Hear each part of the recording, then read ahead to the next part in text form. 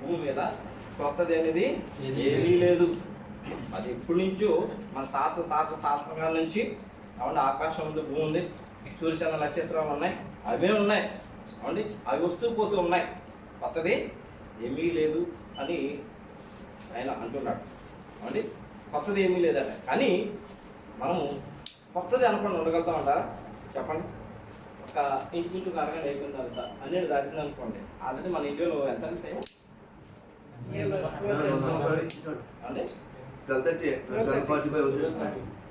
అయిపోయిందంటే కొత్త సంవత్సరం ప్రవేశించాము. కొద్దిసేపు ఇప్పుడు మనం అందరూ ఏమంటాం కదా, happy new year, happy new year, happy new year, happy new year అంటాం లేదండి.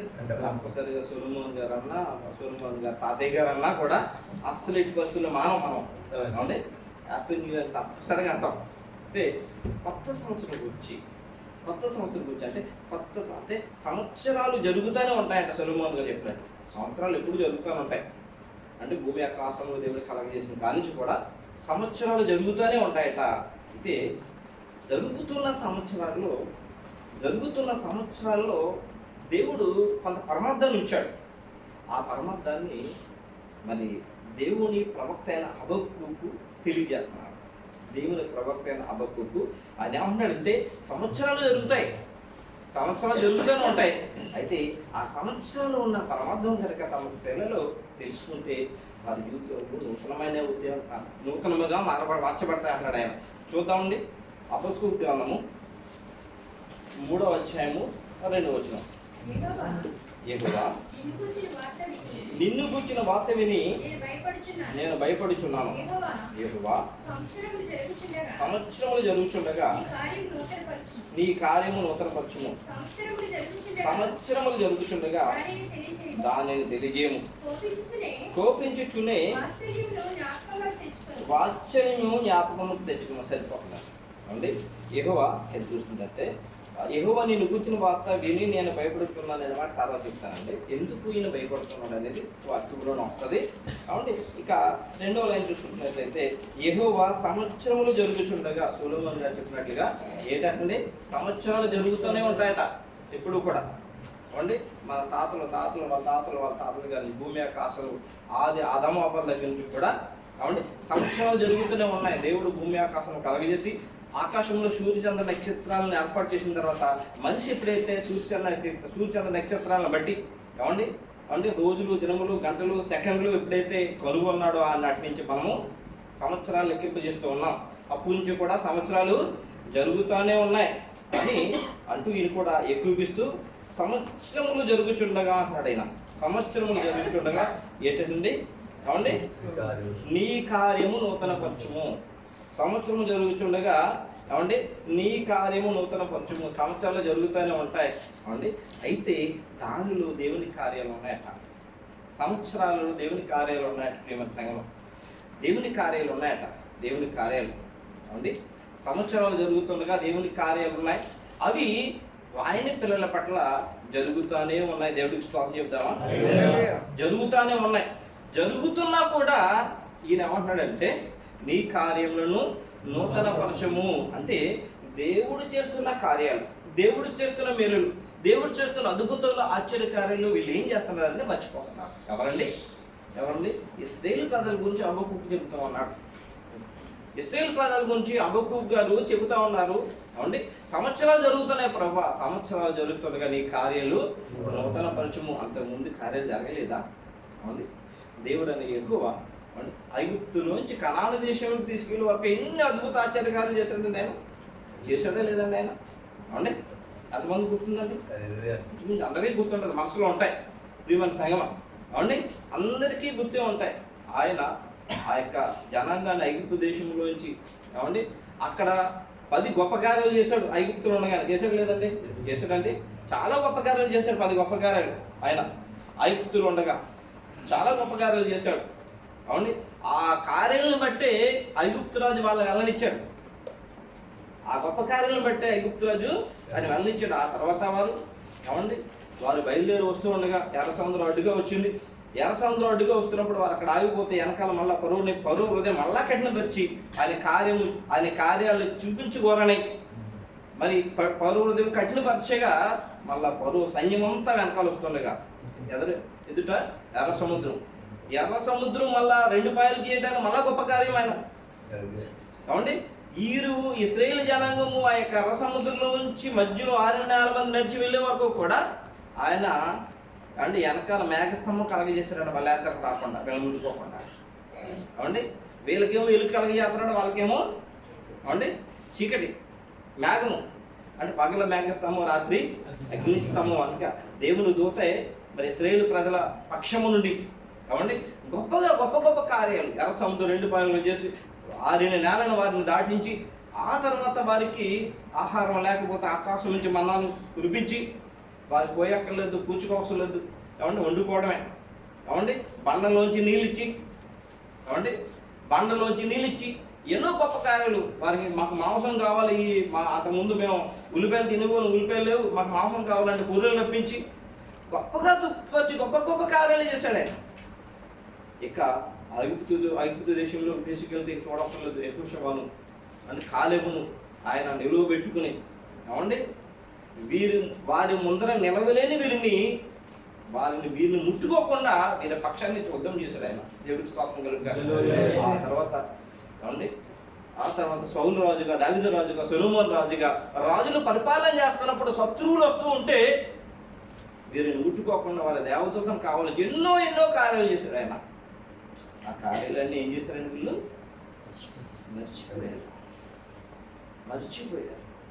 మర్చిపోయి మళ్ళా అడుగుతున్నాడు ప్రవక్త, ప్రభువా సంవత్సరాలు జరుగుతూ ఉన్నాయి, నువ్వు ఇంతకుముందు చేసిన కార్యాలు మాకు మళ్ళా తెలియచేయి. ప్రియమైన సంగమ, దేవుడి కార్యాలు కనుక అర్థమైపోతే జీవితం ఎలా ఉండాలి తెలుసండి? చక్కగా ఉంటుంది. ఏమంటే రుచి లేని కూరలాగా ఉంటుంది. కూర ఎంత బాగున్నా మంచి వాసన వచ్చేసినా కూడా దానికి ఉపయోగం ఎలా ఉంటుందండి? అప్పుడప్పుడు అన్నం ఉంటుంటే పిల్లలు నూనె పెట్టి తుప్పుకుని పడతాడండి. ఏమండి కింద షుగర్ ఉన్న వల్ల కొంచెమే వేసుకుంటారు కదా, ఉప్పండి కూలేని ఇచ్చాం. కొన్ని జీవితంలో ఉంటుంది. అందుకనే లోకంలో ఉన్న గొప్పవారు భూస్వాములు, హెలికాప్టర్ విమానాలు ఉన్నవాళ్ళు, అన్ని దేశాల్లో కూడా బ్యాంక్ బ్యాలెన్స్ ఉన్న వాళ్ళకి మనశాంతంలో సంతోషం ఉండదు. ఎందుకు ఈ జీవితం అనుకుంటారు? విస్తారమైన ఆహారం ఉంటుంది, వారు ఏదైనా చేయొచ్చు, కానీ వారి జీవితం ఎలా ఉంటుందో తెలుసా అండి? చెప్పకుండా ఉంటుంది. పొయ్యిలో ఉన్న జీవితం. ఆ జీవితం ఏమి లేదు తెలుసా అండి? నూతన లేదు, సంతోషం లేదు. ప్రియమైన సంఘం, ఆనందం లేదు వారికి. దేవుని కార్యాలు కనుక ఆలోచన తీసుకుపోతే, గుర్తించకపోతే ఏమండి నూతనత్వం అనేది ఎప్పుడు కూడా ఎవరైతే ఆయన కార్యాలు మర్చిపోతుంటారో ప్రియమైన సంఘం, వారి జీవితంలో సంతోష సమాధానం ఉండదు. చిన్నది చేస్తే చాలు ప్రజ్ఞాపూర్వకంగా ఎవరైతే ఉంటారో, ఎవరైతే ఆయన మహిమపరుస్తారో, ఆయన స్తుతిస్తూ ఉంటారో, ఇలా భార్యంగా ఆనందిస్తాడు. వారు ఆయన కార్యాలు మర్చిపోయేవారు కాదు. ఈయన ఏమంటున్నాడు తెలుసండి? ఏమంటే యెహోవా సంవత్సరంలో జరుగుతుండగా నీ కార్యములను ఎన్నో కార్యాలు. ప్రభువు యేసుక్రీస్తు రోజుల్లో కూడా ఎన్నో కార్యాలు చేశారు ఆయన. ప్రభువు యేసుక్రీస్తు వారు ఆయన రూపాంతరం కొండ మీదకి వెళ్ళి యాకోబు, పేతురు ఆహ్వానం తీసుకుని ఆయన రూపాంతరం చెంది కొండ కిందకి దిగి వచ్చినప్పుడు, మనకందరికి తెలిసి జ్ఞాపకం చేస్తున్నాం. కొండ కిందకి దిగి వచ్చినప్పుడు మూర్ఛ వ్యాధి అనగా ఒక మూర్ఛ దెయ్యం పట్టుకున్న ఒక అబ్బాయిని శిష్యులు స్వస్థత చేయలేకపోయారు. అప్పుడు ప్రభువు యేసుక్రీస్తు వచ్చి, ఏమండి మీకు కుమారుని నేను స్వస్థపరుస్తాను, నువ్వు నమ్ముతావా అని అడుగుతాడు. అతను కూడా శ్రేయుడులే. నమ్ముతావని ఎందుకు అడిగాడు తెలుసండి? అతనికి ఏమైంది? నమ్మకం లేదు. ప్రభువా నాకు అపనమ్మకం ఉన్నట్లు చేయమని బతుకున్నాడు. అపనమ్మకం పిల్లలు, నమ్మకం లేకుండా ఆయన కార్యాల పట్ల నమ్మకం లేని జీవితాలు. ప్రియమైన సంఘం, లోకంలో అలా ఉన్నారు, నమ్మకం లేని జీవితాలు. అందుకే మోషే గారి సైతం 90 ఏమంటాడంటే, మాకు మా దినములు లెక్కించడం మాకు నేర్పము, మాకు జ్ఞాన హృదయం కలుగునట్లుగా చేసి 90 చివరిలో రాయబడి ఉంటుందండి. మాకు జ్ఞాన హృదయం కలుగునట్లుగా చూడండి. 90 చివరిలో రాయబడి ఉంటుంది. 90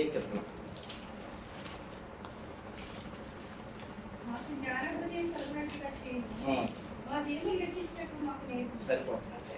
మా దినము లెక్కించినట్టు మా దినంలో నువ్వు చేస్తున్న కార్యాలు మాకు అర్థమైనట్టు చేయాలంటే ఒక జ్ఞానం కావాలి ప్రభా. జ్ఞానం ఉదయం కలిగినట్లుగా దేవుని సంగతి. ఎన్నో గొప్ప కార్యాలు దేవుని పిల్లల పట్ల ఆయన చేస్తూ ఉన్నాడు.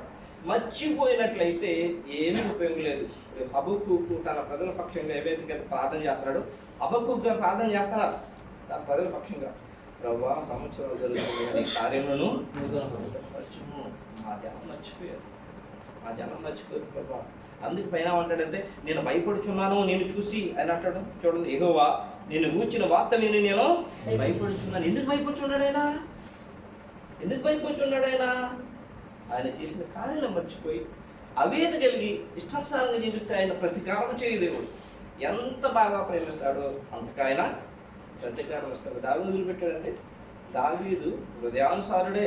దావీదు తప్పు చేసినప్పుడు వదిలిపెట్టాడంట. ఆయనకు పక్షపాతం లేనిది లేనివాడైనా, పక్షపాతం లేని దేవుడైనా, అన్యులైనా లేకపోతే దేవుని ఎరిగిన వారైనా నీతి న్యాయాలు ఆయనకి ఒక్కటే. ఆయనకి అందరూ సమానమే. అందుకని ప్రభువా నువ్వు, ఆయన ఎంత గొప్పవాడు, ఆయన కార్యాలు అలాంటివి హబక్కూకు తెలుసు. అందుకని నిన్ను కూర్చుని వార్త విని నేను భయపడుచున్నాను, వణుకుతున్నాడు ప్రవక్త. కానీ ప్రజలకు మాత్రము భయము లేదు. ఒకసారి జ్ఞాపకం చేస్తున్నాడైనా ఆయన కార్యాలు మర్చిపోయేవారుగా దేవుని పిల్లలు ఉండకూడదు. ఆయన కార్యాలు మర్చిపోయేవారుగా దేవుని పిల్లలు ఉండకూడదు.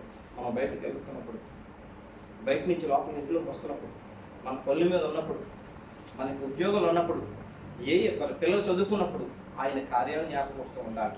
ఆయన కార్యాలు జ్ఞాపకం వస్తుంటే ఆయన మనతో ఉన్నట్లే. దేవుడికి స్తోత్రం కలుగుతుంది. స్త్రీలు జనాంగం కంటే ఎక్కువ క్రైస్తవులు ఎక్కువ చేస్తున్నాడేమనుకుంటాం కానీ దేవుడి స్తోత్రం కలుగుతుంది. ఏమండి, ఈ స్త్రీలు జనాంగం కంటే క్రైస్తవులు ఎక్కువ చేస్తున్నాడు ఈ రోజుల్లో. ఆయన 2000 సంవత్సరాల నుంచి కూడా విస్తారమైన కార్యాలు ఆయన క్రైస్తవుల పట్ల చేస్తున్నాడు. అంత అధికమైన కృప ఆయన ఉంది. ప్రియమైన సంఘం, ఆయన అంటున్నారు కదా, యెహోవా సంవత్సరంలో జరుగుచుండగా నీ కార్యములను నూతనపరచుము. మరలా అన్నాడు, సంవత్సరంలో జరుగుచుండగా దానిని తెలియజేయము. ప్రభువా మాకు తెలియజేయి, లేకపోతే మా హృదయం అంధకారం అయిపోయింది. మా హృదయాన్ని చీకట్లు కమ్మి మనోనేత్రలను మూసుకుపోయి ప్రభువా నువ్వేమేమి కార్యాలు చేస్తున్నావు మాకు తెలియజేయి. దేవుడు తన బిడ్డలకి ఎప్పుడు తెలియజేస్తుంటాడు ఆయన కార్యాలు. మళ్ళా తన ప్రజలకు తెలియజేయమంటున్నాడు, సంవత్సరాలు జరుగుతున్నాయి ప్రభా, నీ కార్యాలు మాకు తెలియజేయము అంటూ ఏమంటున్నాడు చూడండి. కోపించుచునే వాత్సల్యమును జ్ఞాపకము తెచ్చుకొను. కోపించుచునే వాత్సల్యమును జ్ఞాపకము తెచ్చుకొను. కోపించుచునే కోపం ఎందుకు వస్తుందండి? రాజేష్ గారు చెప్తారు. పిల్లల మీద తండ్రికి ఎందుకు కోపం వస్తుందండి?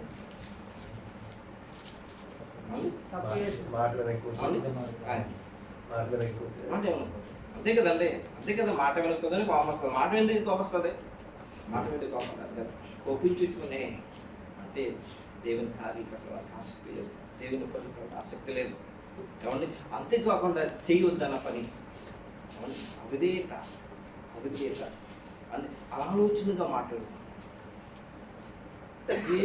ఏ కీడు చేయకుండా కూడా కీడు చేయడానికి చాచే చేతులు, దూషించకపోయినా దూషించే మనస్సు, ఏమండి ఇబ్బంది పెట్టే మనస్తత్వం, ఊరికినే బాధ పెట్టే మనస్తత్వం, ఇబ్బంది పెట్టే మనస్తత్వం, బాధించే మనస్తత్వం, వీటి గురించి పౌలు గారు ఏమంటారు తెలుసా అండి? పులిపిండి అంట కొంచెం ఉంటుంది అంట. తీగ సంగం పులిపిండి తెలుసు కదా. చిన్నపిల్లలు ఉన్న తీగలు ఇడ్లీలు వేస్తారు, దోశలు వేస్తారు కదా. అవండి దాంట్లో పులిపిండి కలుపుతారు. ఎంత కలుపుతారండి? కొంచెం పులిపిండి మొత్తం పిండి అంతా ఏం చేస్తుంది? అలాగే అలాంటి స్థితి ఎవరిలో ఉన్న అవిధేయత ఉన్నది ఏం చేస్తుందంటే అలా ముందుకు వెళ్తూ ఉంటుంది. అవిధేయత ప్రేమ సైనం. అవండి ఏబేలు ఏం చేశాడు చెప్పండి? ఏబేలు ఏమన్నా చేశాడా? కయ్యను ఏం చేశాడు? ఏబేల్ని ఏం చేశాడు? ఇద్దరు ఉన్నారండి. అవును, మొదటి సంతానం వల్ల ఇద్దరు ఉన్నారు. అవునండి, తమ్ముడైన ఏబేలు మీద పడి కయ్యను ఏం చేశాడు? ఏం చేయలేదు కదా. ప్రియమైన సంఘం, లోకంలో అంటే దేవుని మీద మనసు పెట్టకపోతే, దేవుని కార్యాలను మనసు పెట్టకపోతే, ఏమండి మన స్థితి ఏంటో మనం తెలుసుకోకపోతే, మనం ఎలా జీవిస్తున్నామో మనం తెలుసుకోకపోతే, పొరుగు వానికి మేలు చేయాలనే ఆలోచన లేకపోతే ఏం చేస్తామంటే వీడి చేసినప్పుడు దేవుడికి ఏమొస్తుంది? తల్లిదండ్రులకి ఏమొస్తుంది? మాట ఏమైపోతే కోపం వస్తుంది కదండి. మరి దేవుడి కోపం ఎలా ఉంటుంది? మనుషుల కోపం గతంతో ఉంటుంది, దేవుడి కోపం ఎలా ఉంటుందండి? బహు ఎక్కువగా ఉంటుంది. అవునండి, బహు ఎక్కువగా ఉంటుంది. చాలా ప్రమాదమే దేవుడి కోపం సరైన పద్ధతి లేకపోతే. అంటే ఇది రాత్రికాల సమయం మనము మరొక సంవత్సరంలో ప్రవేశించబోతున్నాం. ఏమండి, అక్కడ ఇశ్రాయేల్ అయినా ఇక్కడ మనమైనా దేవుడికి అందరూ కూడా ఒకటే. నూతన సంవత్సరం దేవుడు మన యొక్క యోగ్యతతో ఇవ్వట్లేదు ఆయన. ఏమండి, 2025 సంవత్సరం మన యొక్క యోగ్యత, మన గొప్పతనము, ఏమండి మనం ఎంతో నీతిమంతులని ఇవ్వట్లేదు. పిల్లలు వీళ్ళు 10 నీతిమంతులున్నారేమో, క్షమించండి. ఏమండి, మన యోగ్యత బట్టి ఆయన ఇవ్వట్లేదు. ఏమండి, కేవలం ఆయన కృప, కేవలం ఆయన కనికరం, ఆయన దయ. అనేక మార్లు అయోగ్యులమైన మన ఆయన ఏం చేస్తుంది తెలుసండి? కోపం చూసుకున్నాడు, ఆయన కోపం పంచుకుంటున్నాడు, కోపం పంచుకుంటున్నాడు. ఎందుకో తెలుసండి? చూడండి, ఈ రాముడైనా కోపించుచూనే వాత్సల్యము జ్ఞాపకం తెచ్చుకును. ప్రభువా, నువ్వు కోపడడానికి రైట్స్ ఉన్నాయి, నువ్వు నా మీద కోపడవచ్చు. ఎందుకంటే మేము అవిధేయులం అయ్యా, మేము అనేక మార్లు తప్పిపోయామయ్యా. అనేక సార్లు దేవుని సంధికి అనేక మంది తీసుకురాలేదు. ప్రతిరోజు పరిశుద్ధం ధ్యానిద్దాం అన్నాం, ధ్యానించలేదు. ప్రతిరోజు మోకరించి ప్రార్థన చేద్దాం అనుకున్నాం, మోకరించలేదు. అవండి, దేవుడికి దశభాగం ఇచ్చేద్దాం అనుకున్నా, ఇవ్వలేదు. అవండి, ఏమండి, దశభాగం అని మమ్మల్ని అడుగుతున్నాయి అనుకోవద్దు, మీరు ఆస్తితం పడతారు, ఇతేనంతే జీవన సంగమం. అవండి, ఇవ్వలేదు. ఇవన్నీ కూడా అవిధేయతలే. అది ఛాలెంజ్ చేస్తున్నాడు మలాకి గ్రంథంలో. మీరు దశభాగం ఇచ్చి నన్ను శోధించండి, ఛాలెంజ్ చేస్తున్నాడు ఆయన. ఆకాశ వాక్యం ఇప్పి మీకు ఇస్తానని చెప్పి మాట వచ్చింది కాబట్టి నాకు 600 జీతం దుబాయ్లో ఉండగా నేను మొట్టమొదటిగా జాయిన్ అయ్యాను. అవునండి, 600 జీతం. ఇప్పుడు 7 రెట్లు ఇచ్చేసాడేమో దేవుడు నాకు. అప్పటి నుంచి కూడా ముందు తీసి దశమా ఇస్తామండి. తెలిసింది కాబట్టి చెప్తున్నాను. శోధించి మాట్లాడు, మీరు నన్ను శోధించండి, నీ జీతం వచ్చిన వెంటనే తీసి ఇచ్చే.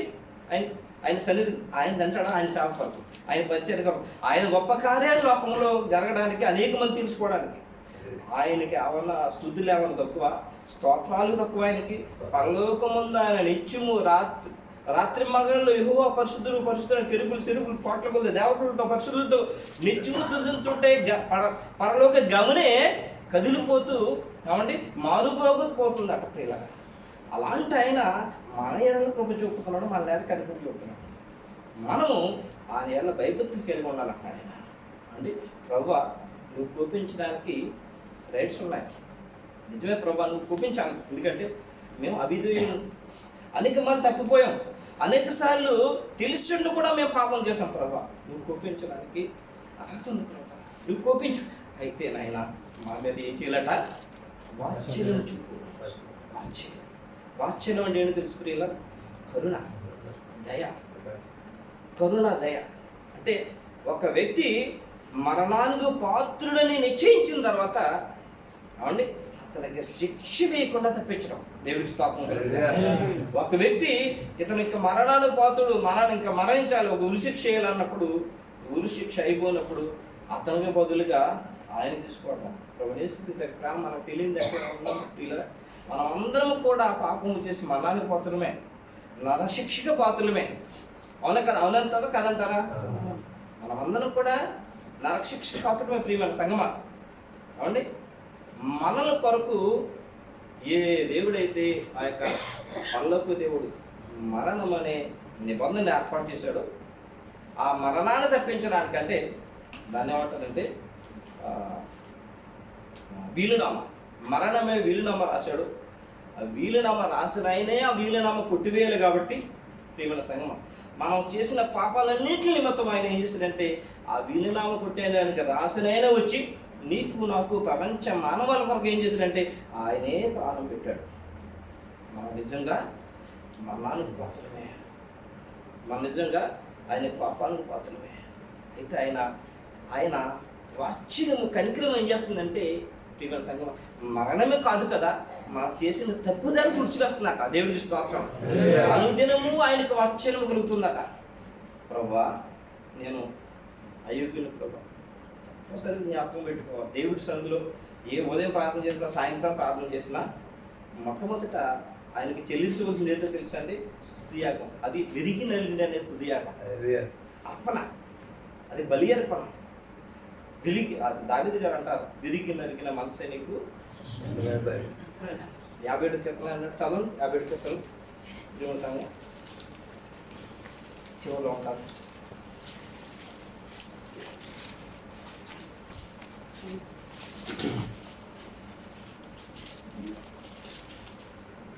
దేవా విరిగి నలిగిన హృదయం నీవు అలక్ష్యం చేయవు. చదవండి 57 చివరిలో.